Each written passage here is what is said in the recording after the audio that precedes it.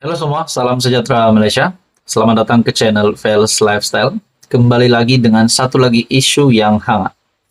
Nah, saya melihat dalam sebuah artikel dari Malaysia Kini baru-baru ini, terdapat satu tajuk artikel, "Bersatu Dakwa Ada Pergolakan Dalam PAS Perlis." Nah, melalui pembacaan saya melalui tajuk artikel ini saja, adakah pergolakan berlaku di dalam kepimpinan Perikatan Nasional di negeri Perlis? Nah, apakah yang sebenarnya berlaku? Adakah adakah kesalahpahaman timbul di antara Perikatan Nasional di dalam Perlis, ataupun mungkin ada ketidakselarian? Nah, saudara-saudara, artikel ini daripada Malaysia Kini. PAS Perlis dilaporkan sedang bergolak dan ia didedahkan oleh pemimpin kanan bersatu negeri itu. Nah, yang mendedahkan, kononnya ada pergolakan di dalam PAS Perlis, adalah didedahkan oleh pemimpin kanan bersatu sendiri. Menurut Abu Bakar Hamzah, antara isu yang melatari konflik dalaman PAS ialah terkait dengan kefahaman agama, selain susun atur gerak kerja dan pentadbiran negeri. Di petik FMT, pengurusi Bersatu Perlis mendedahkan keadaan tersebut memang meletakkan mereka berada dalam keadaan tidak selesa di sebalik kedudukan kedua-dua parti bersama dalam Perikatan Nasional. PAS sedang bergolak di Perlis. Tidak ada keselarian dan kesaksamaan dalam kalangan kita, katanya di petik portal berita berkenaan. Nah, kenyataan daripada pengurusi Bersatu Perlis sendiri bahawa tidak ada keselarian dan kesaksamaan dalam kalangan PAS, dalam kalangan kita.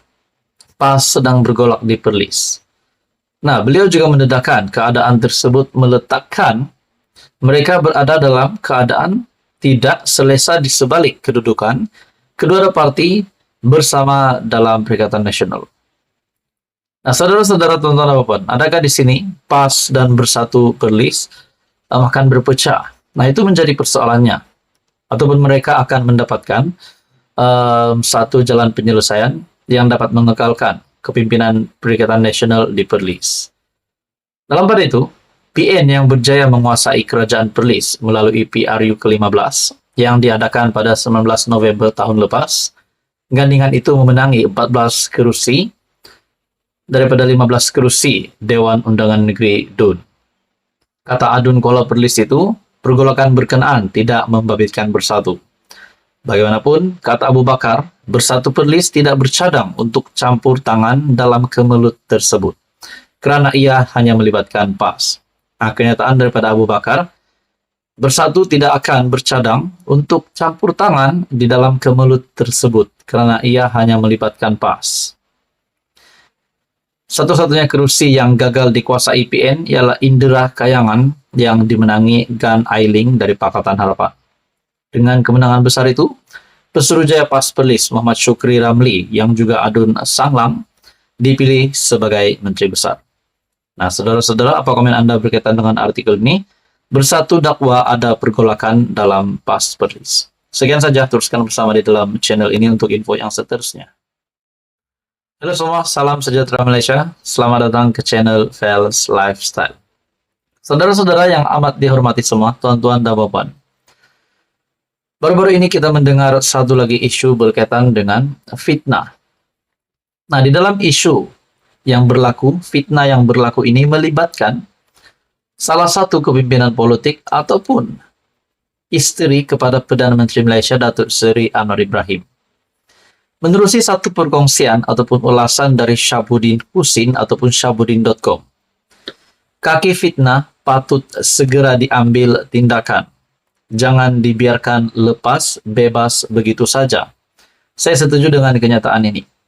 Disebabkan fitnah ini boleh menyebabkan banyak kesan-kesan yang buruk, terutamanya kepada yang difitnah. Nah, persoalannya kaki fitnah ini siapa? Siapakah yang telah membuat fitnah? Nah, berkaitan dengan isu istri Perdana Menteri, Datuk Seri Anwar Ibrahim yang difitnah di dalam satu situasi ataupun satu kejadian. Nah, di dalam perkongsian dari ulasan ataupun perkongsian dari Syabuddin Husin, dalam beberapa hari kebelakangan ini terdapat dua fitnah yang berlegar di media sosial dan menjadi makanan enak bagi sesetengah netizen untuk menyebar dan memanjang-manjangkannya sebagai dosa percuma. Tidak terkecuali turut gairah melakukan dosa tersebut ialah mereka yang bergelar pemimpin dan beberapa individu yang agak dikenali dalam masyarakat. Nah, siapakah pemimpin yang dimaksudkan oleh Syabuddin? Dua fitnah berkenaan ialah yang pertama, gambar istri Perdana Menteri Dr. Wan Aziza Wan Ismail bersama istri-istri pemimpin dunia, termasuk istri Perdana Menteri Israel Sarah Netanyahu. Melalui gambar tersebut, kebetulan berlaku konflik perang berlaku di Gaza ketika ini. Adanya Wan Aziza dalam gambar bersama istri Perdana Menteri Israel digambarkan kononnya beliau seolah-olah tidak menyokong perjuangan rakyat Palestina. Sehingga ada netizen yang menulis, kenapa Wan Aziza tidak mengelak untuk bergambar dengan Sarah Netanyahu itu? Kedua, video berkenaan Menteri Dalam Negeri Saifuddin Nasution Ismail ketika mendaftarkan perkawinan pasangan bukan Islam sebenar sambutan Hari Pendaftaran Negara. Video itu digambarkan dan diberi keterangan seolah-olah menunjukkan Saifuddin Nasution menjadi juru nikah untuk menikahkan pasangan bukan Islam. Dalam hal ini, selain ramai yang memfitnah Saifuddin Nasution telah menjadi seorang juru nikah kepada bukan Islam, terdapat pula seorang yang dekat dengan PN menyebarkan video tersebut bersama keterangan yang mendakwa inilah menteri yang tiada kerja yang kini telah menjadi juru nikah agama Hindu. Dalam kedua-dua kes, kegairahan mereka yang anti kerajaan menyebarkan gambar dan video berkenaan ternampak seperti tidak dapat dibendung lagi. Tanpa melakukan tabayun atau menyemak fakta terlebih dahulu, mereka terus menyebarkan demi meraih manfaat politik dan untuk menyerang kerajaan yang ingin dijatuhkan. Meskipun penjelasan telah diberikan, baik berkenaan gambar Dr. Wan Aziza dengan istri Perdana Menteri Israel dan video Saifuddin Nasution, hakikatnya fitnah telah pun lebih dahulu tersebar luas dengan meluasnya. Berkaitan gambar Dr. Wan Aziza, ia diperjelaskan bahwa itu adalah gambar ketika istri-istri ketua kerajaan dilahirkan oleh istri Presiden AS sewaktu sidang UNGA PBB pada 21 September lalu. Ketika gambar diambil, konflik perang di Gaza belum lagi meletus dan dengan itu mengaitkannya seperti istri Perdana Menteri tidak sensitif dengan konflik di Palestina adalah suatu fitnah yang terang lagi nyata.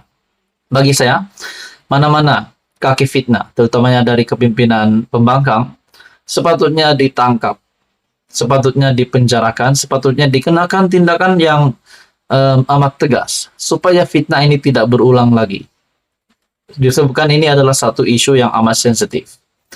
Begitu juga dengan video Saifuddin Nasution mendaftarkan perkawinan pasangan bukan Islam.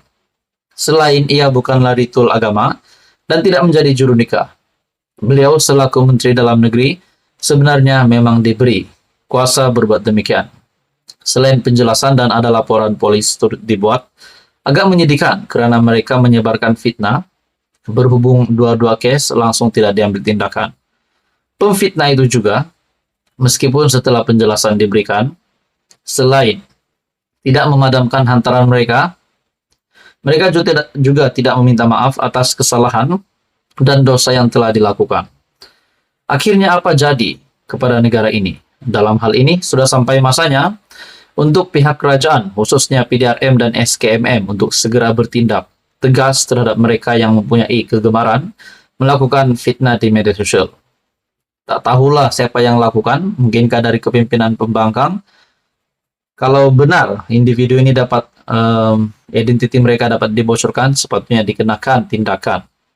Tangkap, siasat, dan kemudian dakwah mereka yang terbabit mengikut berbagai peruntukan undang-undang sedia ada menurut Syahbudin.